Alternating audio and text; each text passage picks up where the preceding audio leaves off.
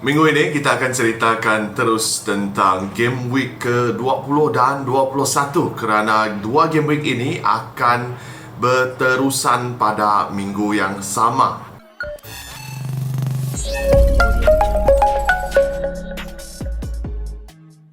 Di mana deadline untuk Game Week ke-20 akan jatuh pada hari Rabu ataupun malam Selasa pada pukul 12.30 malam dan perlawanan akan berlanjut sehingga 29 Januari dan di mana Game Week ke-21 deadline akan jatuh pada 30 Januari pada pukul 7 malam.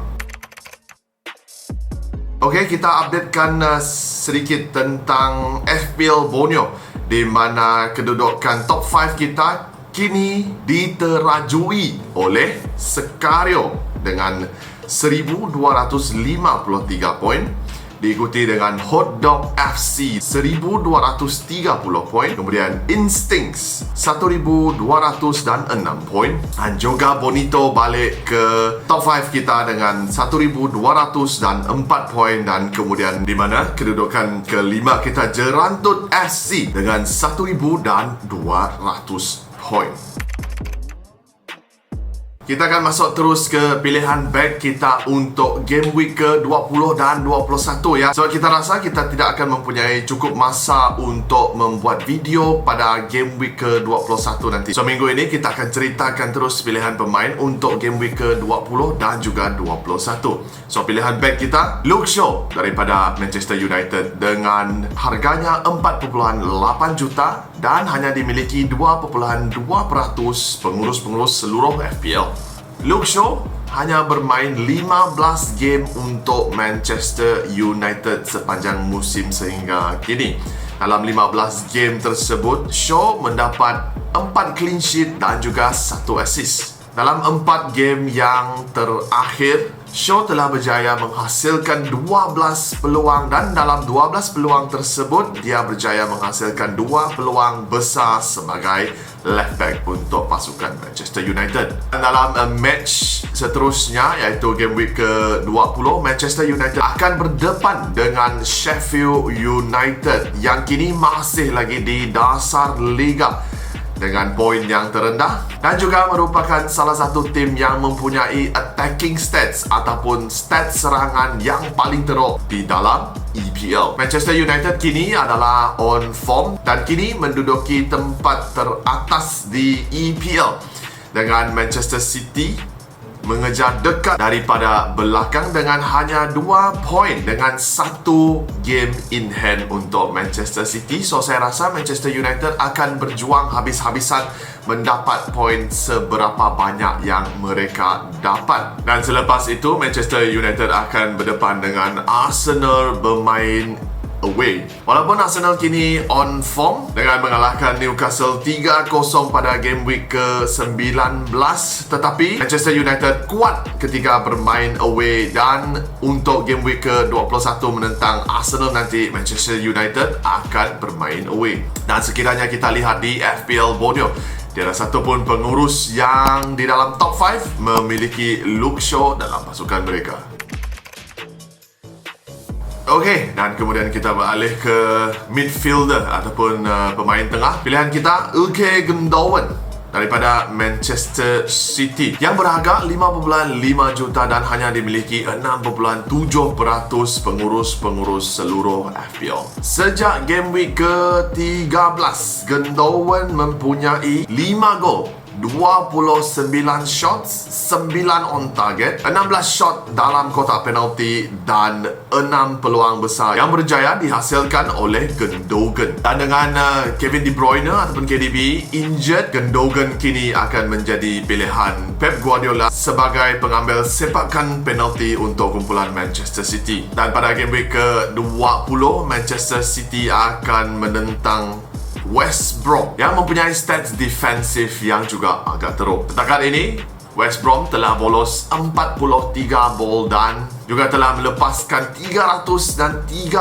shots untuk pasukan-pasukan yang mereka lawan. Dan selepas itu, Manchester City akan menentang Sheffield United yang di mana kita sudah pun ceritakan betapa teruknya pasukan Sheffield United untuk musim ini di bahagian pilihan pack kita lebih awal tadi. Dengan harga hanya 5.5 juta, Gundogan pasti akan menjadi aset banyak pengurus-pengurus pada game week yang akan datang. Buat masa kini, apabila kita lihat FPL Borneo, top 5 kita tiada seorang pun pengurus yang memiliki Gundogan. Tetapi saya pasti dengan kebanyakan mereka memiliki Kevin De Bruyne, pasti akan ditukarkan kepada Gundogan. Tetapi salah satu risiko memilih Gundogan adalah rotasi Pep Guardiola. Mungkin dia tidak akan langsung turunkan Gundogan pada game week yang akan datang. Pilihan forward kita Michail Antonio daripada West Ham United yang dimiliki 12.1% pengurus-pengurus seluruh FPL dan kini bernilai 6.3 juta. Dua game yang lepas, Antonio mempunyai 2 gol selepas kembali daripada injury yang berlaku pada game week ke-10. Dan keseluruhannya, walaupun dia hanya bermain 9 game, tetapi mempunyai 5 gol dalam game-game tersebut. Dan dalam game-game tersebut, Antonio juga mempunyai 24 shots, 13 on target, 20 shot dalam kotak penalti dan menghasilkan 6 peluang besar. Dan selepas ini, West Ham akan menentang Crystal Palace yang pada game week lepas telah bolos 4 gol ketika menentang Manchester City, di mana saya rasa West Ham United dengan kembalinya Antonio akan cuba mendapat 3 poin penuh ketika menentang Crystal Palace yang sekarang kurang konsisten. Walaupun selepas itu West Ham akan menentang Liverpool yang juga kini kurang konsisten. Kita harap Antonio akan mengambil peluang ini untuk mendapatkan gol ketika menentang dua-dua pasukan ini, iaitu Crystal Palace dan juga Liverpool. Dan sekiranya kita lihat di dalam FPL Borneo, leader kita untuk sekarang, Sekario, memiliki Kyle Antonio di dalam tim. Okey, pilihan kapten kita untuk game week ke-20 dan 21 juga merupakan gamble seperti mana kita pilih Kun Aguero pada minggu yang lepas. Kita akan pilih Gundogan. Sebabnya mudah sahaja kerana Manchester City akan menentang dua tim yang agak lemah, iaitu West Brom dan juga Sheffield United pada game week yang akan datang. Dengan stats Gundogan yang mantap untuk beberapa game week yang lepas dan ketiadaan KDB ataupun Kevin De Bruyne di pasukan Manchester City, kita rasa Gundogan adalah pilihan pemain yang dapat replace ataupun menggantikan Kevin De Bruyne di posisi tersebut.